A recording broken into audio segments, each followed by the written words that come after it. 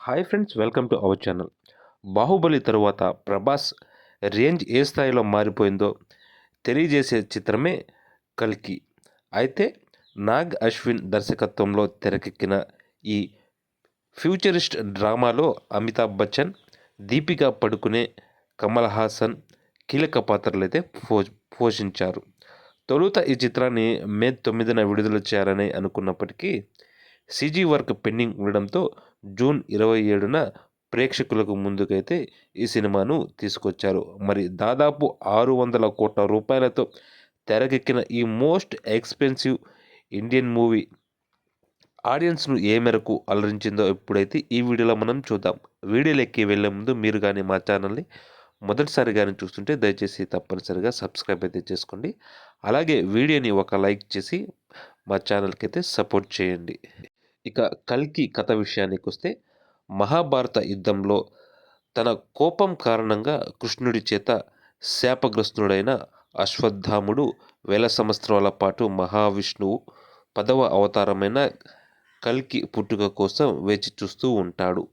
కలియుగం అంతానికి దగ్గరలో భూమండలపు ఆఖరి నగరమైన కాశీ దగ్గర కాంప్లెక్స్ను ఏర్పాటు చేసి మానవజాతిని తుచ్చంగా చూస్తూ మరో ప్రపంచం కోసం పరితపిస్తుంటాడు. సుప్రీం యాస్కిన్ ఎప్పటికైనా కాంప్లెక్స్లోకి వెళ్లాలనే ధ్యేయంతో చిన్న చిన్న దొంగతనాలు చేస్తూ మిలియన్ యూనిట్స్ సంపాదించడం కోసం నానా పాటలు పడుతుంటాడు. భైరవ అయిన ప్రభాస్ చిన్నప్పుడే తండ్రి కొన్ని యూనిట్స్ కోసం కాంప్లెక్స్కు అమ్మేయబడిన అమ్మాయి సూయం 8 అలియాస్ సుమతి, ఈ నలుగురు కథ క్రమేణా ఎదురుపడాల్సి వస్తుంది. అసలు ఈ నలుగురికి లింక్ ఏంటి?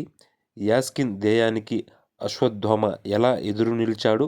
ఈ మహాయుద్ధానికి సుమతి ఎందుకు కారణమైంది? ఈ యుద్ధంలో భైరవ పాత్ర ఏంటి? వంటి ఆసక్తికరమైన ప్రశ్నలకు దర్శకుడు నాగ అశ్విన్ చెప్పిన సమాధానమే అయితే కల్కి చిత్రం.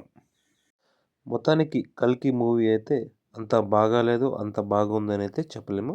మొత్తానికైతే ఒకసారి అయితే ఈ సినిమాను థియేటర్లో మనం చూడవచ్చు. మీరు కానీ ఇంకా ఈ సినిమాను చూడకపోతే థియేటర్కి వెళ్ళి మీరు కూడా ఈ సినిమాని చూసి ఎంజాయ్ అయితే చేయండి. Thank you for watching.